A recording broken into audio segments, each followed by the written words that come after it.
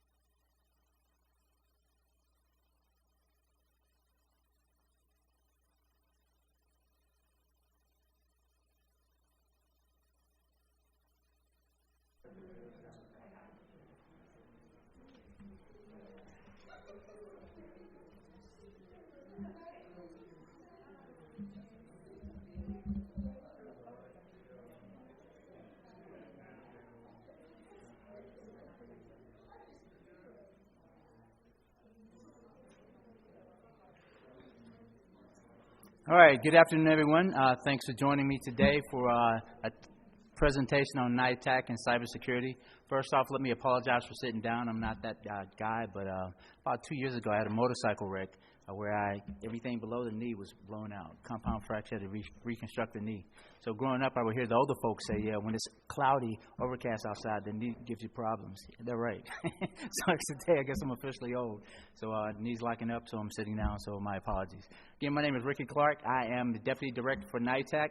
For those who are not aware, NITAC stands for the NIH Technology Acquisition Assessment Center, and we are a OMB executive agent authorized to administer a suite of G-Wacks for IT products, services, and solutions. So for us, basically all things IT. So for the presentation today, one of our caveats is cybersecurity. In fact, we've been pushing the idea for cybersecurity for a couple of years now. So cybersecurity and telecommunications are two of the things that we like to push forward.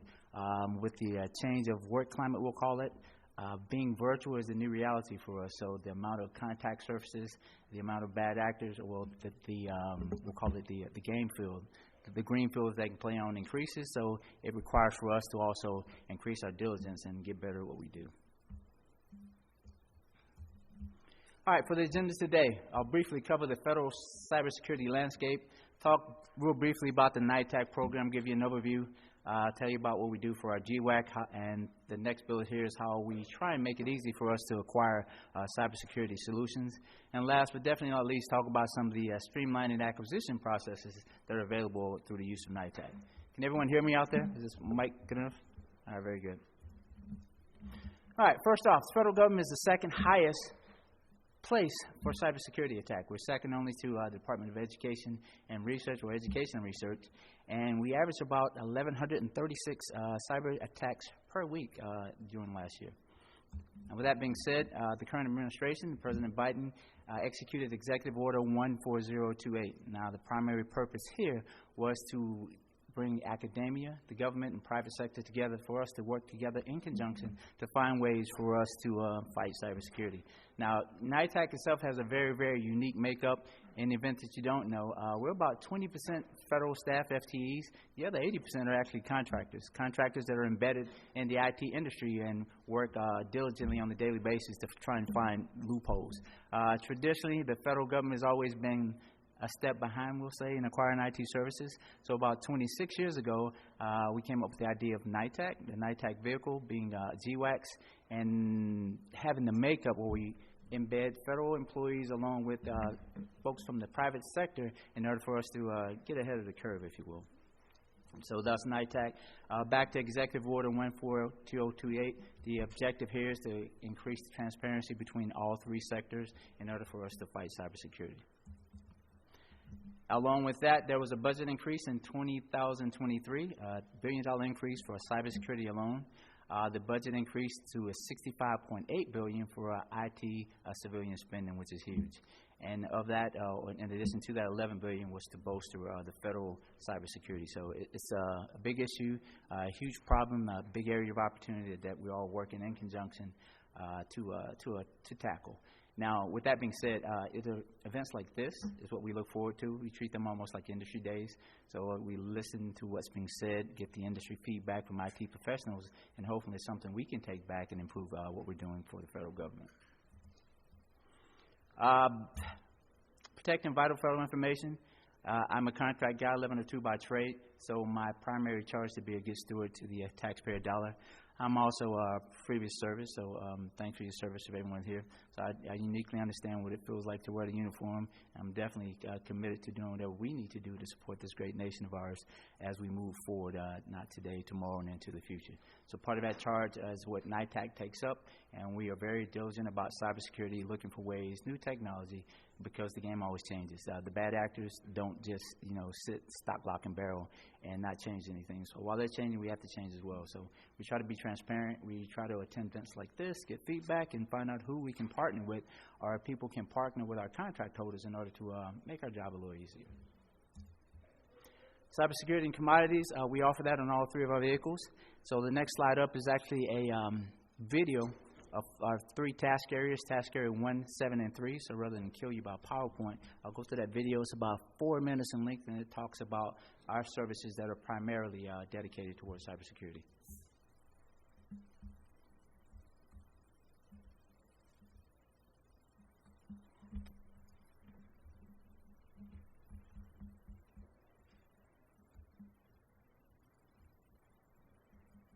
Maybe.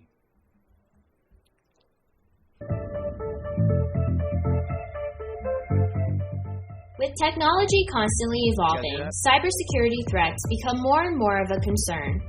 Cyber criminals are constantly developing new ways to attack systems and the agencies that host them. NITAC offers you access to an array of best-in-class cybersecurity services and solutions through our CIO SP3 and CIO SP3 Small Business Government-Wide Acquisition Contracts. These G-Wacks have specific task areas where you can fulfill the need for cybersecurity solutions. The task areas include Task Area 1, IT Services for Biomedical Research, Health Sciences, and Healthcare. This task area supports biomedical research, health sciences, and healthcare by performing studies and analysis and providing operational, technical, and maintenance services for the systems, subsystems, and equipment, some of which interface with and are extensions to information systems throughout the federal government. An example of work to be performed under this task area is securing healthcare and biomedical research systems in accordance with HIPAA and other regulations. Task Area 3, Imaging. This task area addresses systems and services that support the collection, storage, and retrieval of digital images. Digital images can include scanned documents, medical images, geographical information systems, video, and photographs. An example of work to be performed under this task area is securing imaging so that personally identifiable information or classified information is not exposed. Task Area 7, Critical Infrastructure and Information Assurance. Task Area 7 supports the protection of critical infrastructure, assurance of agency information, and operations that protect and defend information and information systems by ensuring the following: confidentiality, integrity, availability, accountability, restoration, authentication, non-repudiation, protection, detection, monitoring, and event react capabilities.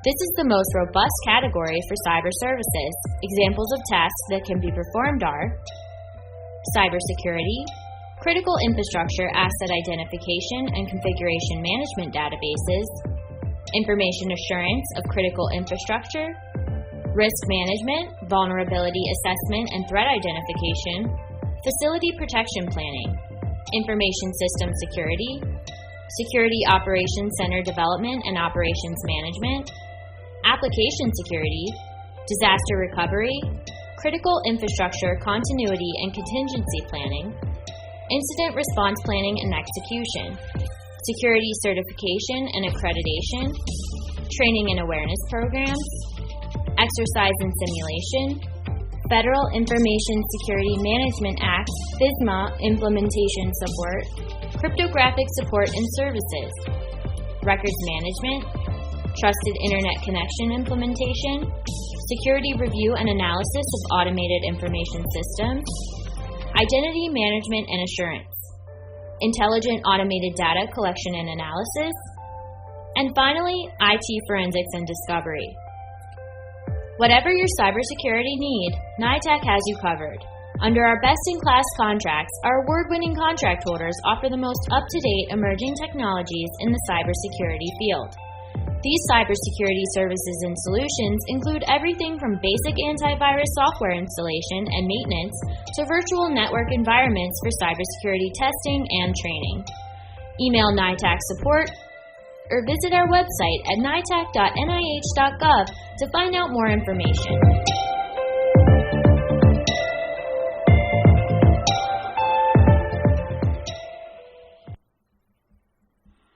All right, that was in a nutshell, the three task areas that actually cover cybersecurity. Now, NITAC, our base contract, has over 10 task areas. They're all devoted to IT, product, services, and solutions. So we like to think that all things IT we are able to add. Now, what I'd like to do at this point is talk very briefly about the vehicles themselves, in particular CIO SP3, SP3 Small Business, as well as CIO SCS, to give you guys an event that you don't know, some idea what NITAC does. Let me stop there and say this. Prior to coming to NITAC, one of my biggest pain points as an 1102 as a chief of acquisition in a couple of places was the acquisition of IT products and services, whether it was software, whether it was the hardware itself. It was always, especially toward the end of the year, very hard to get it done because it always took a while. Even if I went to GSA, it may take a long time to get it done, especially during a time crunch. And once I reported to NITAC and saw just how quick we can get things done, sometimes as few as 10 days, I was shocked. So it is my mission to make sure that other 1102s that are out there are not subjected to the same fate, because we are open, we are available for all DOD as well as civilian agencies without restriction. So NITAC is, I'd like to think of it as a hidden gem, especially when it comes to IT products and services and solutions. Now, to repeat what they just said about Task Area 7, I won't go through this entire list, but to give you an opportunity to take a look at some of the services that we offer. Very top of that list is cybersecurity, disaster recovery, public key infrastructure. There's a lot here. So I think the best thing to do is to go out and visit the NITAC website at nitac.nih.gov for these services. And for me, it's an eye-opener, and I'm hoping it will be the same way for you. And if you are familiar with our services, you understand that customer service is first and foremost to us. So if you have to reach out to us, we most of the time have a response within 24 hours. That's our commitment. Even if you're sending documents to us, statements of work for reviews, we do that within 72 hours. So we are definitely committed to customer service. NITAC is sort of like a small business that operates within the government. Because we are a fee-for-service and not appropriated by congressional funds, we operate pretty much like a small business. So for us, customer service is that's our lunch plan. That's sort of our niche. Same thing with Task Area 1. Task Area 1 is services for biomedical research, health services, and healthcare. Here are some of the things that we do. What sticks out to me is the scientific computing services and biomedical information services. We started initially as a health IT niche. We've quickly grown into all things IT, but we stick to what we do best, and that's providing health IT. And the last category here is the IT security software. That's the antivirus software, the biometric identification sources, enterprise network firewalls. We have it all. So somewhere within the contract, somewhere within our contract holders, what you may need or what you're looking for is probably a part of your NITAC contract. Now, with that being said, let's talk about NITAC real quick. I mentioned that the NIH stood for the NIH Information Technology Acquisition Assessment Center.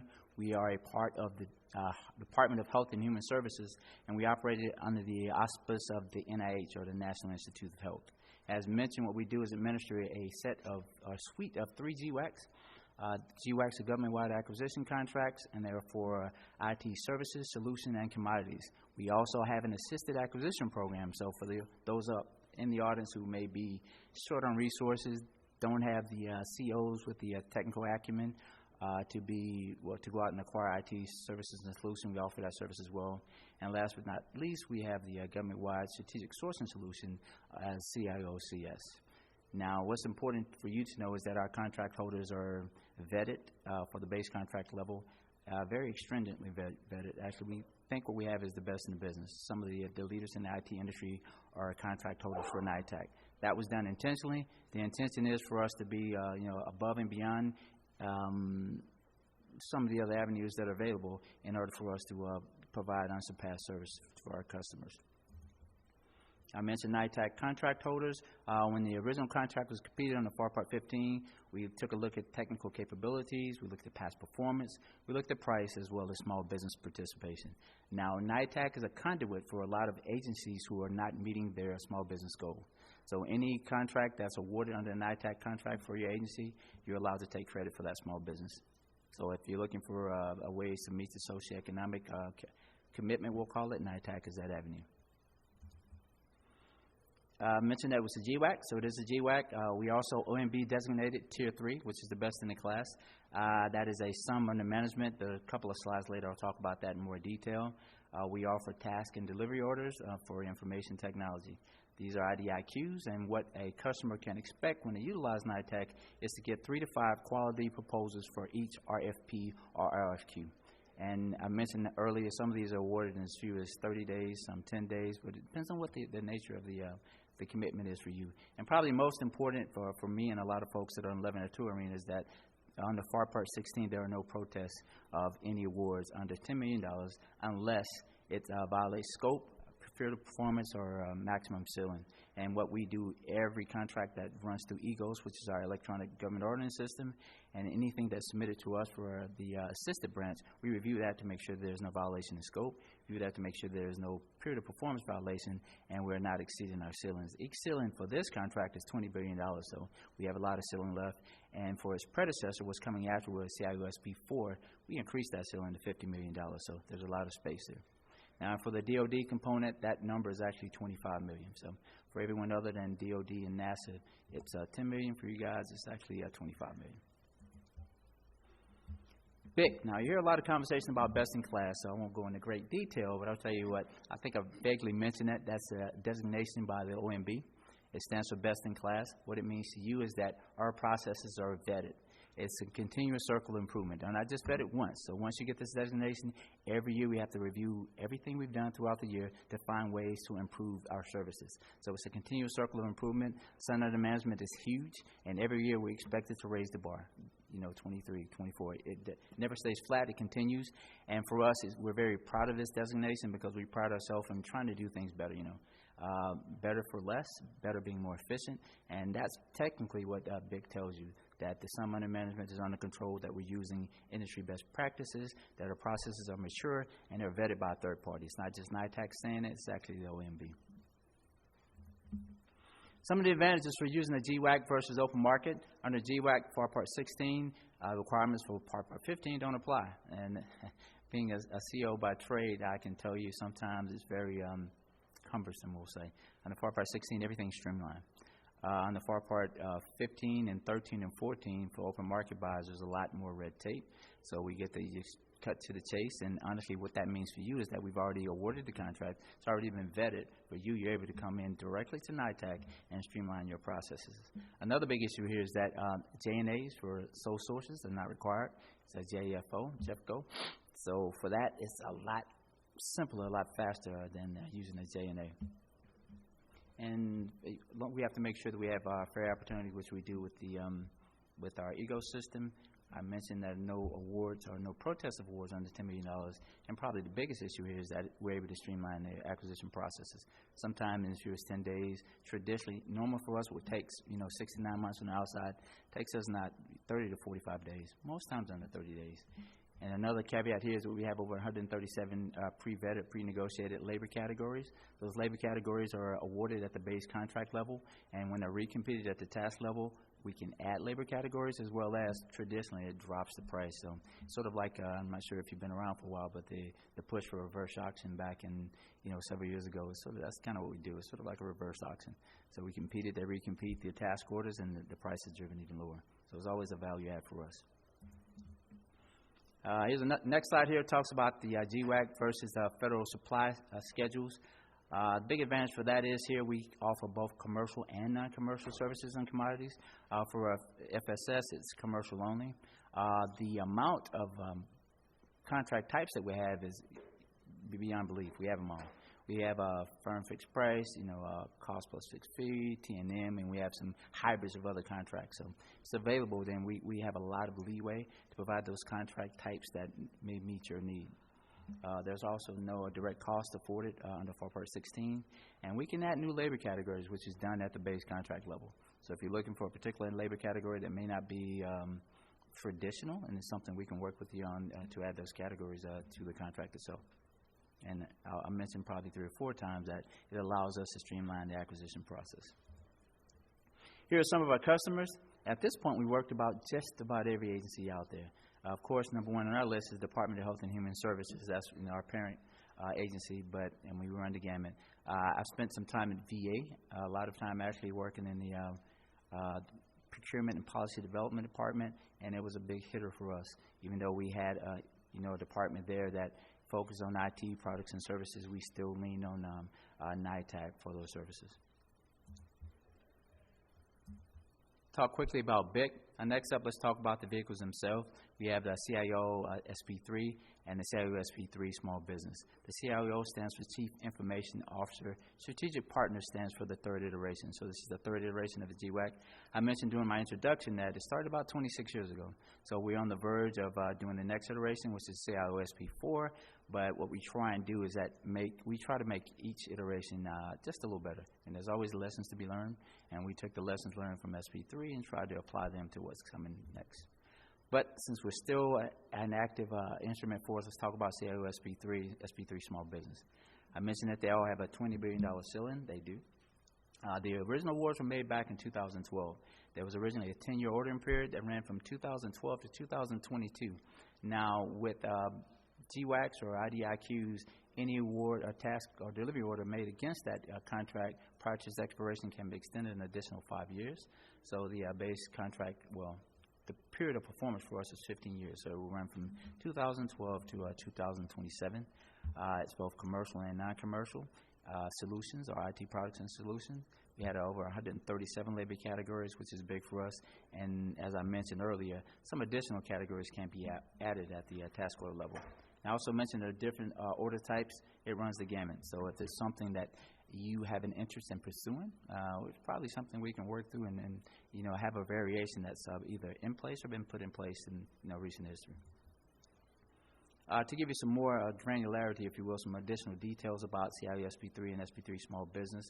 For our CIO SP3, we'll call that the unrestricted vehicle. We have about 50 contract holders. There are other than small businesses as well as small businesses. Everyone that applies or every contract holder is eligible under all 10 task areas. There's an NCAF fee, which is a NIH contract access fee of 0.65 with a $150K annual cap after $23 million. So if you're using our contract after $23 million, you won't pay more than $150K, and there's no minimum maximum order range. For CIO SP3 Small Business, we have over 338 contract holders. Now, over 78% of our contract holders are small businesses, which is another caveat. A lot of small businesses are represented for NITAC, but they're not just small businesses that are run-of-the-mill small businesses. In order for a small business to get a contract with NITAC, it has to be head and shoulder above everyone else. I mean, this is the cream of the crop. So the small businesses that are represented on the NITAC contract are small businesses that have been well vetted, small businesses that have a proven track record, and small businesses that are able to assist you with your need. And as I mentioned earlier, a lot of caveats. A lot of folks are not able to meet their socioeconomic goal, and NITAC is a conduit for that place. Now, unfortunately, not all 10 task areas are eligible in a small business, but you should reach out to us and contact us at NIH or NITAC.nih.gov, and we can provide some additional information. Now, for the small business contract, the NCAF fee is 0.55, also with a $150K cap, and that's after $27 million. Again, there's no minimum or maximum range, and we offer all 5 socioeconomic categories. Next slide talks about your ability to meet small business. I probably mentioned that more times than I should, but I'll mention it again. Contracting officers may set aside for a small business on the NITAC contract. I mentioned also that we're a conduit for a small business, so a lot of folks use it just to get into to meet their small business demand. 5 categories are small business, hub zone, service disabled, veteran-owned small business, 8A, and women-owned small businesses. Coming soon is CIO SP4. Now, because this is an active procurement, I won't get it too much into it, but we do plan to have that awarded or announce the awards sometime this year. It is an improvement from CIO SP3. We work really hard on making this flexible. We work really hard on providing or getting feedback from the industry as well as the CIOs across the nation to find out how we can make our product better. It has a $50 billion ceiling, and again, it will be competitively competed. So we're going through that process now. As it is an active procurement, we do expect that to be awarded or announce the awards this year. To that end, there's a lot of concern. I've heard from SP3 contract holders that think, will there be a break in service? Absolutely not. We're making sure that we've extended the CIO SP3 contract for up to a year. At this point, we've only used about 3 or 4 months of that allowance. And what do we have to do to ensure that there's no break in service is exactly what we'll do. So there will not be a break in service, and we do plan to make announcements of the award sometime in November with performance to begin during the first quarter of 2023. Let's talk real quickly about CIOCS, the IT Commodities and Service Solutions. Like the other 2 vehicles, it has a $20 billion ceiling. It was awarded in 2015. And incidentally, we're already looking to recompete that, so we're doing some of the things we need to do to improve that as well. At NITAC, there's a continuous circle of improvement, so even though we're a couple of years out for this expiring, we're already looking for ways to improve it. There's always a lot of positive feedback for this particular vehicle, and we're generally looking for ways to improve it. And the way we get that improvement is to hear from you guys. So we're always welcome for questions. You're always welcome to, at the very end of this presentation, I'll give a number to reach out and call for our customer service. So anytime you have any issues, anytime you have any concerns, feel free to reach out to us. We're open to that. The base award period for this was 2015 to 2025, but there's also, because under FAR Part 16, any task delivery order awarded up to the expiration, which is 2025, can be extended an additional 5 years. So the period of performance will be 15 years from 2015 to 2030. The order types here are commercial items only on FAR Part 12, and it's limited for fixed price, labor hour, and time and materials. But we have the TRP program, the Technology Refresh Program. Now, what that allows us to do is to add the latest and the greatest to a contract. Say you're a contract holder, someone invents a new widget. That widget is not public knowledge, not a part of the contract, but it allows us within 24 hours to add that. So we're looking for ways to refresh. We're looking for ways to always be front and center, as I mentioned earlier, and for us to stay ahead of the curve. So this vehicle allows us to do that. So within 24 hours, we can get approval to add that item to it. And this is a commodity enabling service. It allows the acquisition of standalone commodities without bulk or commodity buying. Scope of CIO-OCS, the G-Wack, we have 65 contract holders. These are value-added resellers or original equipment manufacturers, which is great. It's also another value add. The ANCAP here is 0.35 with a $70,000 annual cap. It's very limited, but the NITAC codes are 33411, 541519, and there's no minimum or maximum order range. We have a total of VAR, value-added resellers, of 58 contract holders. It spans the gamut. There's small business, other than small businesses, Hub Zone, Service Disabled Veteran-owned small businesses, 8A, women-owned small businesses, as well as ED VOSBs. And the last category here is the original equipment manufacturers, 7 contract holders, and it spans a small business, other than small business, and also veteran-owned small businesses. NITAC Government-Wide Strategic Solutions, GSS, that's huge. We are one of the 3 preferred OMB sources for desktop, laptops, monitors, software, as well as hardware, and is offered at a very competitive price. For the scope of this, we just recently upgraded this version to 8.0, so that's also consistently improving. For the contract holders we have here, there are 13 selected contract holders, and laptop options are light notebooks, performance notebooks, desktop options, small form factors, mini towers, integrated ones, performance desktops. We have thin clients, one option for tablets, and these all come with a 3-year standard manufacturer warranty. And additionally, you can purchase docking stations, smart card readers, keyboards, mouse, speakers, and more. So there's a lot there, a lot under that umbrella. Now, part of FAR Part 16 requires that we have fair opportunity. The way that we ensure fair opportunity at NITAC is that we've developed EGOS. EGOS is sort of our version of sambeta.gov. So every contract holder, every contract that's released has to go through EGOS, and what we do is it's vetted. We make sure that everything is in place. We do reviews of the scope. We make sure that performance is what it is, and we also make sure that there is no extension of the ceiling. But this is a single source for our contract users. It sort of acts as sort of a market research tool, if you will. Every contract that's awarded, we can go back and track that, extrapolate data from it, and use that data for market research. So it's big. We have a built-in FAR guidance in the system, sort of a FAR database. So whenever the FAR is updated, we also update EGOS. Data records are maintained there for the life of acquisition, so it's a one-stop shop. Sort of like you being able to not have a paper record, but have a point of reference for any of your acquisition needs. It's a very simple 3-step process. Once the contract is awarded, once the contract holder comes on board, if you're using NITAC, we go in, give you the sign up. You go through, take a look at what's there, take the steps necessary to sign up, and you're off and running. I mentioned assisted acquisition. We do have an assisted acquisition program.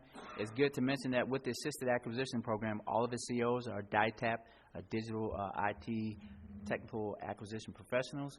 That is a requirement for this side, not a requirement for the DOD, but that is a very intense 6-month course where all the COs have to go through and ensure that they understand the ins and outs of life cycle for IT products. They understand the ins and outs of market research. They understand the ins and outs of what it takes to be ahead of the IT curve. So that's just a way for us to, I guess, to sort of flatten the line. So once you come to NITAC and you're using one of our assisted acquisition programs, you can rest assured that we are all AFCEA or that we're level 3 certified, and everyone in the building has the DITAP certification, which is a caveat for us. I went through the course myself, and it was very intense. It took about 6 months.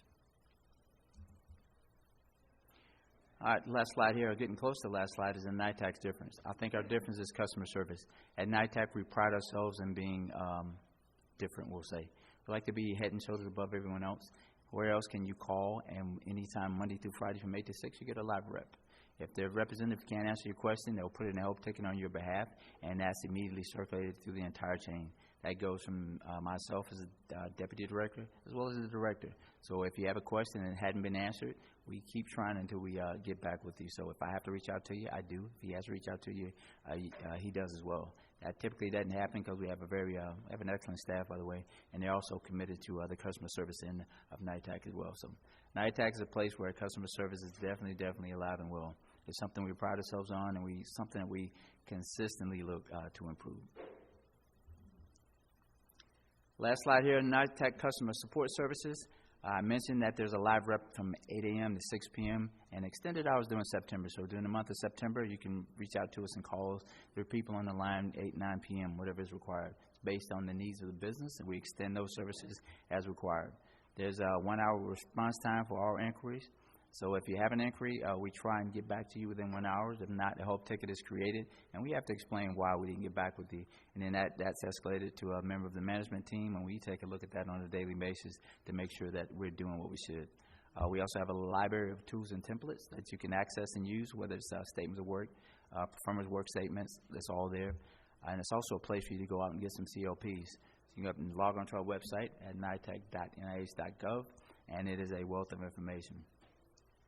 I mentioned that we also do free, well, I probably didn't mention, but I will mention that we have free technical reviews for all CIO SP3 and SP3 small business contracts. So if you want to use us for CIO SP3, what we'll do is take a look at what your offering is and try and guide you in the right direction. Let you know if you're going in the right direction. We'll take a look at the statement of work or PWS and provide some guidance for you in the area of IT. And last but not least is the free training sessions with the 2 COPs that are available. That brings us to the very end of the presentation today, so now it's time for questions. Now, I will tell you that I was advised that if you ask questions, I have to repeat the question because they're recording this session. So if I'm repeating the question, it's because I have to. All right? Any questions? What do you got, sir? So you had mentioned assisted acquisition. Yes, sir. One of the things that I didn't catch, but from my experience, I understand that NITAC and the CIO SP3 contract has a lower fee than many other contracts. Yes. And with assisted acquisition, there's a slightly higher fee, but of course, it expedites the time to contract. So can you talk about what the fee is on a standard acquisition Sure. versus assisted acquisition? Yes, so based on the other fees that I mentioned, the NCAP for the CIO SP3 and SP3 unrestricted are still in place. But in addition to that, there's a 2% fee for the assisted acquisition. Now, what that gives you is a life cycle acquisition. So we have a CO that works with you from cradle to grave. So there's COs there. They lead the tech review panels. Now, you'll have to provide the core and the folks for your technical review because it's your acquisition. But what our COs do, they provide oversight for the entire process. Make sure you're not going astray, and we push the process through. So the same expedited processes we typically award within 30 to 45 days are also afforded on assisted acquisition based on complexity. But what they do is they work with you from cradle to grave. So we have an assisted acquisition team that becomes your team, for lack of a better word. You're making the decisions, but they're doing all the executions. Great question. Go ahead. Yes, sir.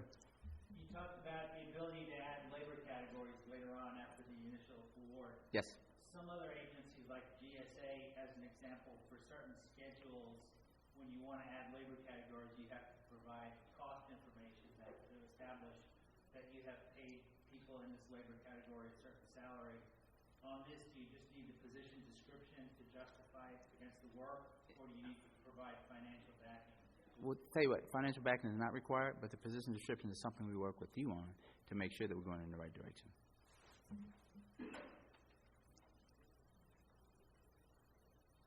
Yes, sir. You mentioned e-goals. Yes. Is that access just to the contract holders in the G-Wack? Yes. So what happens is if you decide to become a customer, we'll call you, of NITAC, you're given access to that system. So, and then once you want to post your requirement, your acquisition, you're given access to that. That's where it's posted. It's sort of our version of the sambeta.gov. Under FAR Part 16, we're required to give fair opportunity. That's how we do it. So that's definitely within our means. It's just like sambeta.gov. It's one-stop shop for posting, one-stop shop for submitting proposals, and it's one-stop shop for accepting proposals or awards and making an award as well. And it also provides you a database, so once it's there for the life of the acquisition itself. So what a lot of folks do, they go back and they use that for market research. So if you need market research, we're able to extrapolate some of that data and provide you with market research for similar like items that have been bought in the past. But the access is already to the contract holders. Yes. Any other questions? With NIH, I think there's a misconception. A lot of people think that any work directed here has to be health-oriented, but can you explain, I walked in a minute or so late, what NIH actually represents? Right. So I mentioned that at the very beginning, but I'll reiterate because it's a good point. NIH, when we started, our niche was health IT. So we started as a health IT niche, but based on the needs of the business, we'll call it, the program grew. Now we provide all things IT. So originally, I mean, when you think about it, in the health IT industry and the IT industry, there's not that big a variance. Like, some of the infrastructure is the same. Some of the products that are required are the same. So what we do now is that we run the entire gamut. So if it's anything IT related, we provide that. So health IT is our niche, and that's where we'll probably, always be based or bedded, but we do all things IT. Any other questions?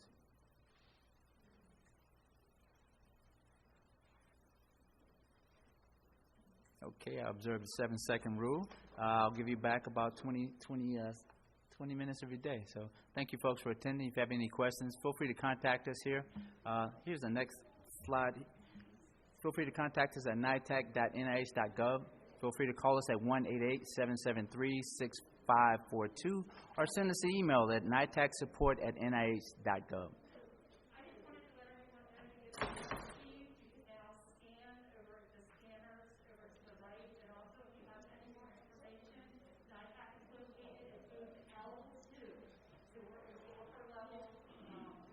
And before you guys leave, I'd like to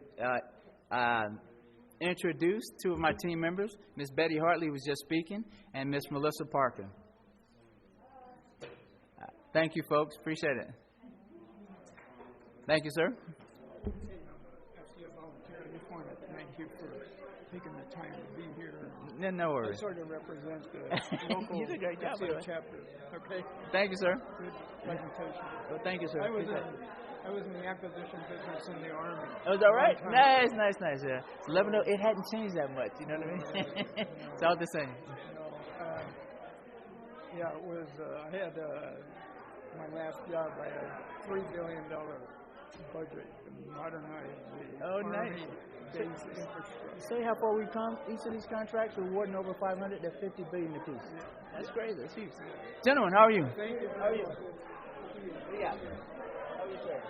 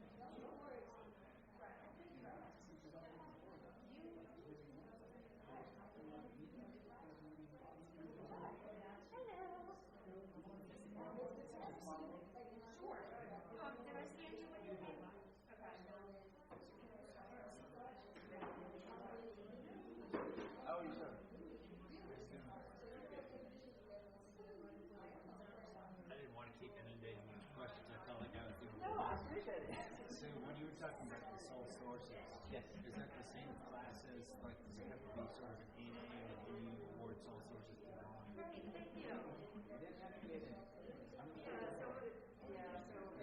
problem is,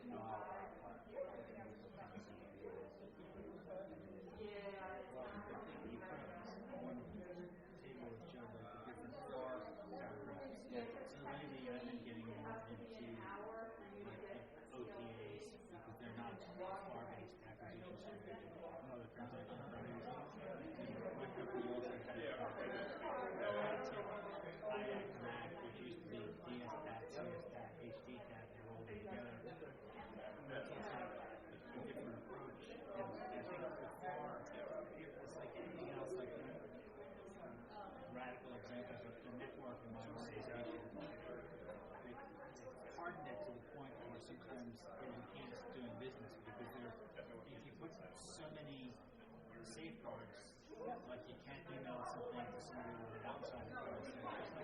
At some point you're impeding liability to business.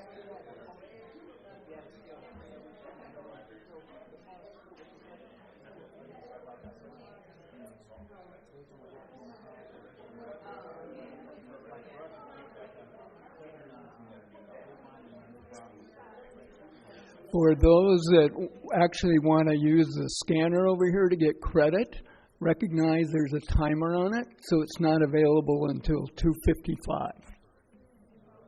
And then it probably has a relatively short window, so don't go get a cup of coffee and come back and expect to be able to do that. And say, if you get a cup of coffee, make sure that the lid you're taking fits the cup, because there's some that are too big, and you'll be walking along. I did that yesterday with water. Oh, yeah. No.